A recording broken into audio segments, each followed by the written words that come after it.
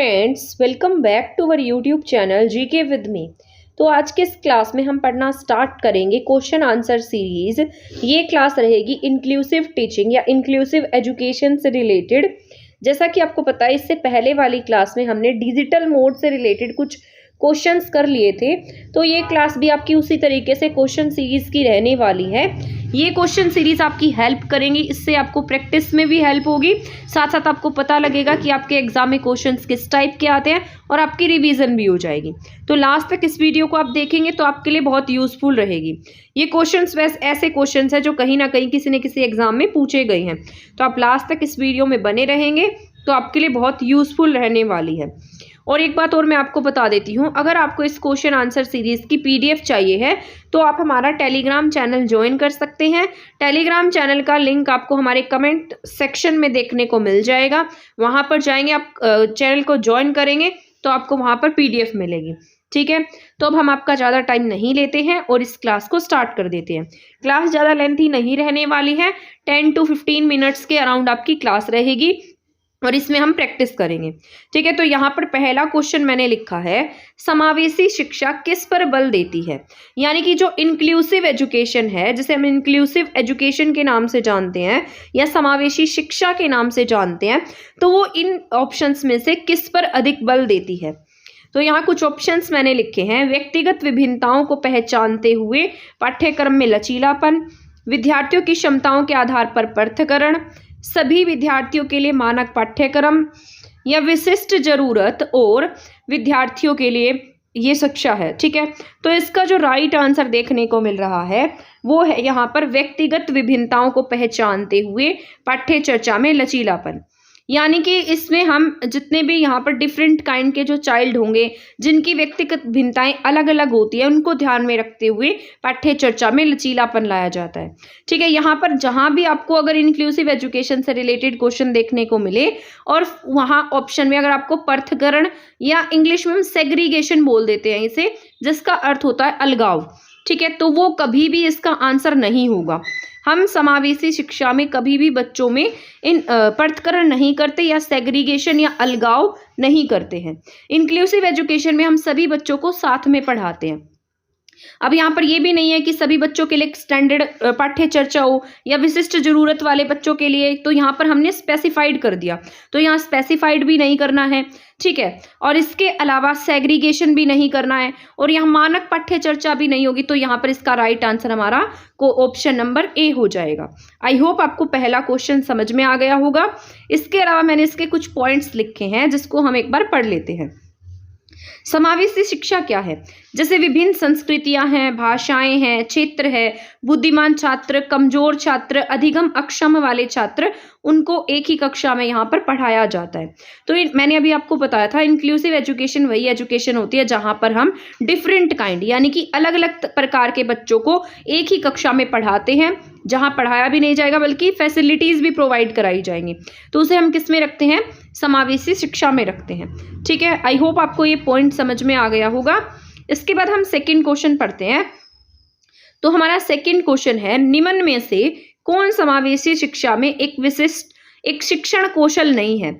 यानी कि inclusive education में से इनमें से कौन सा एक शिक्षण कौशल नहीं है, या फिर ऐसा कह सकते हैं टीचिंग स्किल इसमें से कौन सी नहीं है। ठीक है, तो यहाँ टीचिंग स्किल इनमें समावेशी शिक्षा में कौन सी नहीं होगी, तो यहाँ कुछ ऑप्शंस लिखे हैं, जैसे ब्लैक बोर्ड, पूछताछ करना बच्चों से, बच्चों की समस्याओं को समाधान करना, प्रॉब्लम सॉल्व करना, सधर्ड या परबलन करना। तो इसका राइट आंसर होगा ब्लैक बोर्ड, क्योंकि ब्लैक बोर्ड शिक्षण कौशल में नहीं आता है।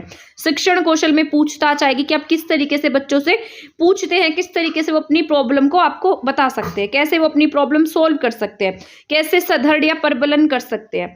ठीक है, तो यहाँ पर प्रभावी कक्षाओं का निर्माण करना, हम बच्चों के लिए क्या बनाएंगे? इफेक्टिव क्लासरूम बनाने वाले हैं, जहाँ पर क्षमता या अक्षमता के अलावा सभी बच्चों की शैक्षिक आवश्यकताओं को पूरा किया जाता है। ठीक है, उनकी क्षमताओं के आधार पर, उनकी अक्षमताओं के आधार पर के अलावा, मतलब इनके अलावा हम क्या करेंगे? बच्चों की जो शैक्षिक आवश्यकताएं होंगी उनको पूरा करेंगे। जो सभी बच्चे, युवाओं, वयस्कों की अधिगम आवश्यकता को पूरा करने का प्रयास करता है, जो उन लोगों पर विशेष ध्यान देते हैं। मतलब यहाँ पर उन बच्चों पर विशेष ध्यान दिया जाएगा जो हाशिए पर होंगे, जो बहिष्कृत होंगे, मतलब उनके लिए क्या है यहाँ पर ये संवेदनशील है। आई होप आपको ये सेकंड क्वेश्चन जो है वो समझ में आ गया होगा। इसके बाद हम थर्ड क्वेश्चन पढ़ लेते हैं। निम्न में से कौन सा समावेशी अध्यापन का सिद्धांत नहीं है? तो आपको ये भी ध्यान में रखना है, कई बार एग्जामिनर क्या करता है, हमसे क्वेश्चन पूछता है, ठीक है, हम क्या करते हैं जल्दी जल्दी में क्वेश्चन पढ़ लेते हैं, लेकिन हम इसे पढ़ना भूल जाते हैं, और ये जो है ना इसी की वजह से हमारा क्वेश्चन गलत हो जाता है। तो पहले आपको 2 बार अच्छे से क्वेश्चन को पढ़ना होगा जब भी आप अपना एग्जाम अटेम्प्ट करते हैं। तो यहाँ लिखा है निम्न में से कौन सा समावेशी अध्यापन का सिद्धांत नहीं है। ठीक है, पढ़ लिया क्वेश्चन। इसके बाद हम इसके ऑप्शंस पढ़ते हैं। समानता नहीं है, पृथक्करण या नामीकरण नहीं है, विविधता के लिए व्यवस्थित अनुकूलन नहीं है, या व्यक्तिगत विभिन्नताओं को अपनाना नहीं है। तो मैंने अभी आपको बताया था हम इंक्लूसिव एजुकेशन में क्या नहीं करने वाले हैं, अलगाव नहीं करने वाले हैं, पृथक्करण नहीं करने वाले हैं, सेग्रीगेशन नहीं करने वाले हैं। तो यहाँ पर इन्होंने यही पूछा है कि कौन सा सिद्धांत नहीं है। तो अगर आपने इसको अच्छे से पढ़ा होगा तो आप आसानी से इसको टिक कर पाएंगे। तो इसका आंसर क्या हो जाएगा, पृथक्करण और नामीकरण। हम बच्चे को यहाँ पर नामीकरण नाम भी नहीं देंगे अपनी तरफ से। कई बार ऐसा होता है क्योंकि इंक्लूसिव एजुकेशन होती है, वहाँ पर हर टाइप के बच्चे आते हैं। तो मान लीजिए किसी बच्चे को कम सुनाई देता है तो हम उसे या बहरा या अंधा इस तरीके के नामों से नहीं बुलाएंगे, ठीक है, तो नामीकरण नहीं करेंगे। इसके साथ साथ हम बच्चे को सेग्रीगेट नहीं करेंगे। ये नहीं होगा कि किसी बच्चे को ढंग से दिखाई नहीं देता या फिर किसी बच्चे को सुनाई नहीं देता तो हम उसे क्लास से बाहर निकाल देंगे, तो ऐसा भी, या उन्हें अलग से पढ़ाएंगे, तो ऐसा भी हमें नहीं करना है। उसी क्लासरूम में उन्हीं स्टूडेंट्स के साथ हम उन बच्चों को पढ़ाने वाले हैं। तो इसका राइट आंसर क्या हो जाएगा, पृथक्करण और नामीकरण। आई होप ये समझ में आ गया होगा आपको। एक ही स्कूल में सभी बच्चों के लिए क्या है, सभी बच्चों के लिए शिक्षा प्रोवाइड कराना है। प्रत्येक बच्चे को कक्षा में लाने वाली विविधता को महत्व प्रदान करती है, सभी को सीखने और आगे बढ़ने में अवसर प्रदान करती है। ठीक है, इसके बाद कुछ पॉइंट्स मैंने यहाँ पर ऐड कर दिए थे ताकि आपका एक टाइप से इसमें रिवीजन भी हो जाए। ठीक है, तो समावेशी अध्यापन के बुनियादी सिद्धांत क्या है, अच्छी तरह से शैक्षिक योजना का निर्माण करना। जैसे हम पढ़ाते हैं, पढ़ाने से पहले क्या करते हैं, हम प्लानिंग करते हैं। ठीक है, तो हम जब भी बच्चों को पढ़ाएंगे तो हम क्या करेंगे, शैक्षिक योजना का निर्माण करेंगे। जितने भी जिस टाइप की आपको पता है अलग अलग तरीके के बच्चे क्लासरूम में आएंगे, आपकी क्लास में डाइवर्सिटी होगी, तो हम क्या करेंगे, वहां पर विविधता को अपनाएंगे। इसके बाद व्यक्तिगत विभिन्नताओं को अपनाना। ठीक है, बच्चे जो हैं उनमें इंडिविजुअल डिफरेंसेस होंगे तो उनको भी हम अपनाएंगे। सभी बच्चों को हम यहाँ पर क्या देने वाले हैं, समान अवसर देने वाले हैं। ठीक है, आई होप ये समझ में आ गया होगा आपको। ये कुछ समावेशी अध्यापन के बुनियादी सिद्धांत थे, इंक्लूसिव एजुकेशन के कुछ प्रिंसिपल्स थे जिनको हमें फॉलो करना होता है। ठीक है, आई होप ये क्वेश्चन भी आपको समझ में आया होगा। इसके बाद हम क्वेश्चन नंबर 4 पढ़ लेते हैं। किसी विशेष स्कूल को हम समावेशी स्कूल कैसे बना सकते हैं। अब आप यहाँ पर पूछेंगे कि विशेष स्कूल क्या होते हैं और समावेशी स्कूल क्या होते हैं, तो इनके बीच में भी डिफरेंस हम जान लेंगे। आगे मैंने विशेष स्कूल के बारे में भी लिखा है। विशेष स्कूल एक टाइप से स्पेशल चाइल्ड के लिए होते हैं और समावेशी स्कूल सभी बच्चों के लिए होते हैं। तो यहाँ ऑप्शन लिखा है, एक समावेशी वातावरण में विशेष शिक्षण और अधिगम को लागू करके, या फिर सभी को समान अवसर देकर, वित्तीय संसाधनों की पहचान करके, या विशेष अध्यापकों की शिक्षकों की संख्या में वृद्धि करेंगे। ठीक है, तो इसका आंसर हो जाएगा ऑप्शन नंबर 1। ठीक है, तो इसका आंसर 1 है। पहले अब हम जान लेते हैं विशेष स्कूल क्या है। विशेष विद्यालय वे विद्यालय हैं जो विशेष रूप से उन शिक्षार्थियों को शिक्षित करने के लिए बनाए गए हैं जिन्हें किसी प्रकार की अक्षमता है या जिन्हें किसी प्रकार की देखभाल की आवश्यकता होती है। तो उनके लिए स्पेशल स्कूल बनाए जाते हैं जिन्हें किसी विशेष प्रकार की जिन्हें किसी विशेष प्रकार की नीड है। ठीक है, उनके लिए क्या बनाए जाएंगे, स्पेशल स्कूल बनाए जाएंगे। इसके बाद समावेशन के मुख्य दृष्टिकोण पर, समावेशन में मुख्य दृष्टिकोण बच्चों की अक्षमता से डैश पर स्थानांतरित किया गया है।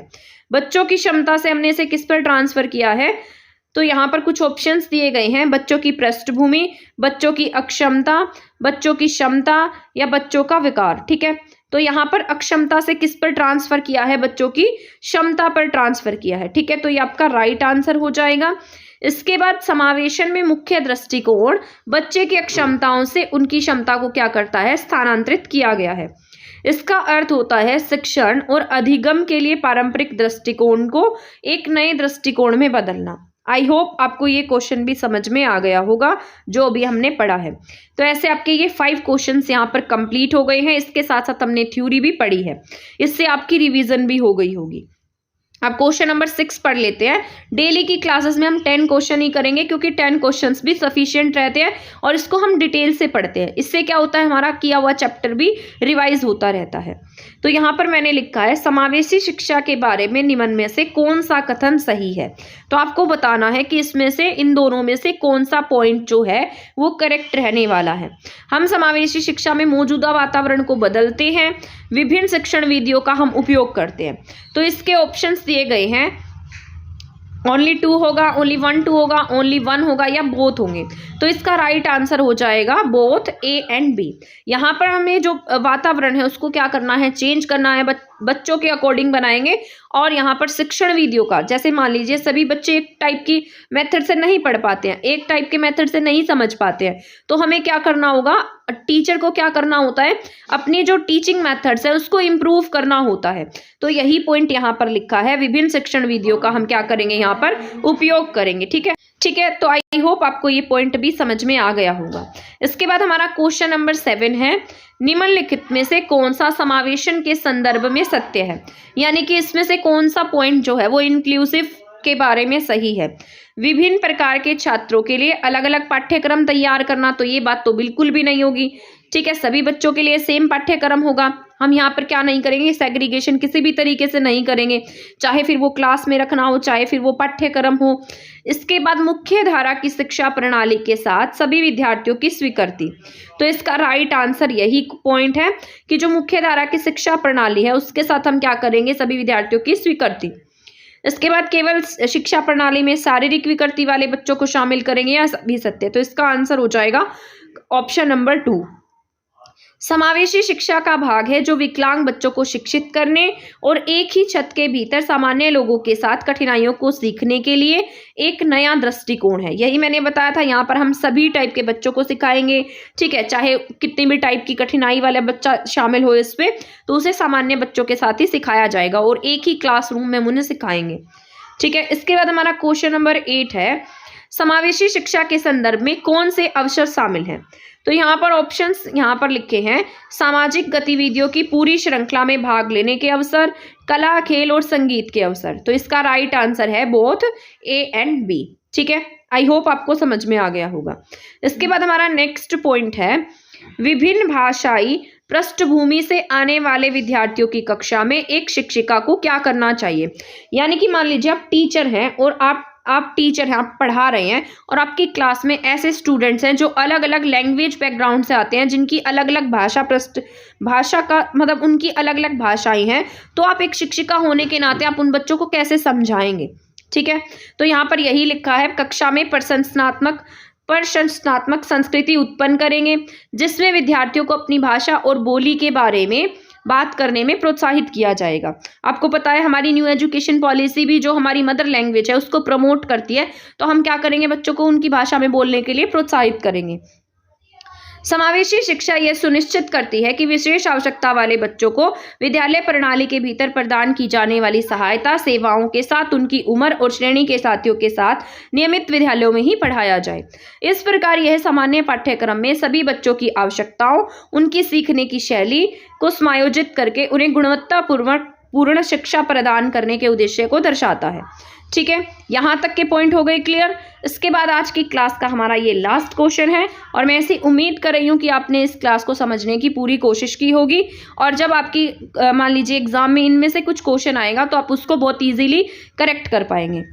निम्न में से कौन सा विकल्प दी गई दिव्यांगता और संबंधित विद्यार्थियों के समावेशन के लिए यथा उचित संयोजन रणनीति का सही युग्म है। ठीक है, तो यहाँ पर कुछ ऑप्शंस लिखे हैं, जैसे प्रतिभाशाली, यहाँ पर आसान बहुत ही सरल सामग्री देना, स्वलीनता में कक्षा की व्यवस्था को बार बार बदलते रहना, लेखन में कल्य में उत्तम चित्रों के आधार पर कार्य देंगे, या वाकहानी यहाँ लिखा है धैर्य दिखाएंगे और प्रतिक्रिया देने के लिए प्राप्त समय बच्चों को देंगे। ठीक है, तो ये इसका क्या हो जाएगा, राइट आंसर हो जाएगा। ये इंपॉर्टेंट पॉइंट है, इसको आप स्टार भी लगा सकते हैं। इसके साथ साथ ये क्लास आपके टीजीटी का, चाहे आप चंडीगढ़ टीजीटी की तैयारी कर रहे हैं, पीआरटी एनटीटी किसी भी एग्जाम की तैयारी कर रहे हैं, सभी में इंपॉर्टेंट रहेगी। क्योंकि मुझे बहुत सारे कमेंट आते हैं कि यार टीजीटी के लिए सफिशिएंट है, तो आप टीजीटी के लिए क्लासेस देख सकते हैं। आई थिंक टीजीटी में 12 मार्क्स की आपकी टीचिंग एप्टीट्यूड आएगा, तो आपके लिए तो बहुत ज़्यादा यूजफुल है।